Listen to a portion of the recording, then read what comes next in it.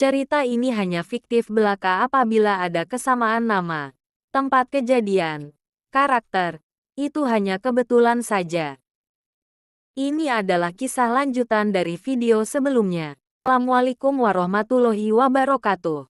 Selamat hari ini buat sahabat kisah cerita, semoga sahabat sehat untuk hari ini dan seterusnya, orang yang baik dan ingin dapat pahala jangan lupa untuk subscribe channel ini. Beberapa tahun kemudian pernikahan Arga dan Nenek Surti dipenuhi dengan kebahagiaan. Hakim yang sudah besar dan kini sudah sekolah kelas 4 set. Hakim sepulang sekolah selalu membantu ayahnya Arga di kebun. "Ayah, aku ingin memiliki adik lagi," tanya Hakim ke ayahnya. Arga menjawab dengan senyuman, "Kamu kan sudah punya adik Hari, emangnya kenapa dengan Hari?" Hakim menjawab, "Aku ingin punya dede bayi lagi, Hari kan sudah mulai besar."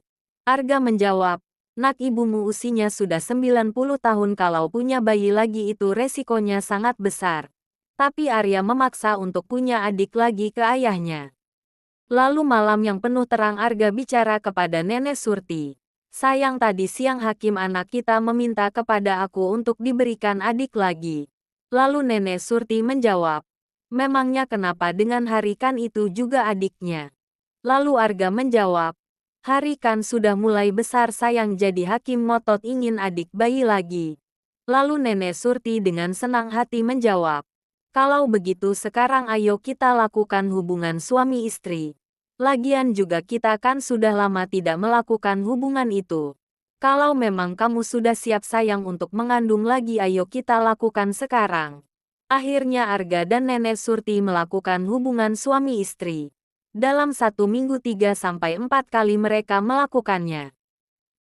2 bulan kemudian Nenek Surti mual-mual dan selalu ingin makan yang asam-asam seperti buah mangga mentah.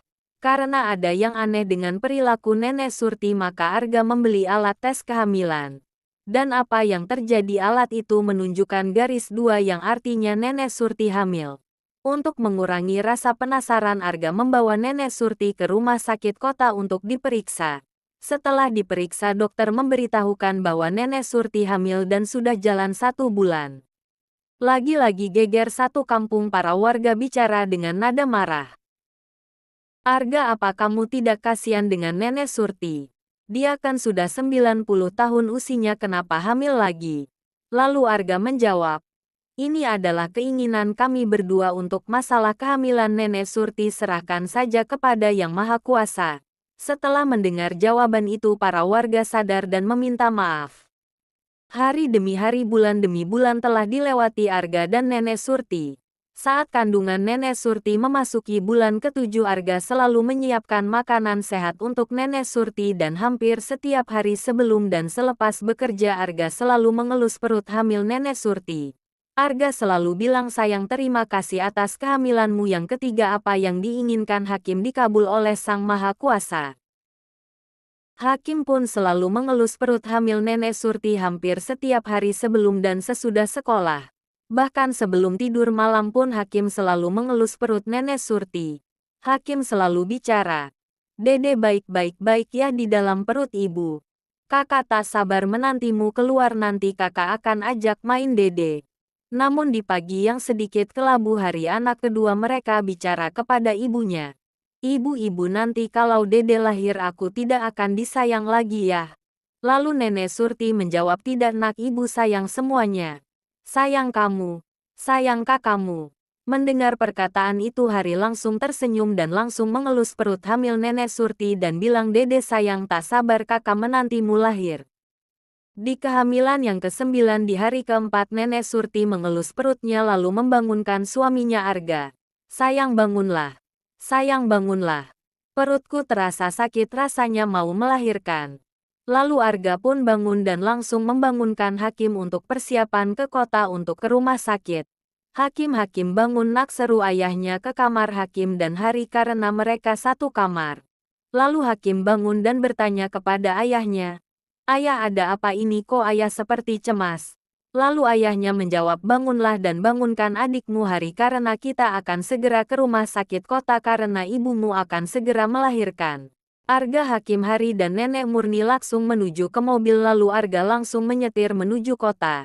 Nenek Surti pun melahirkan dan mengejan didampingi Arga suaminya. Setelah 2 jam mengejan lahirlah bayi berjenis kelamin laki-laki kembali.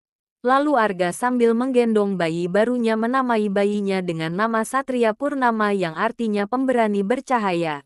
Arga pun bicara kepada Nenek Surti.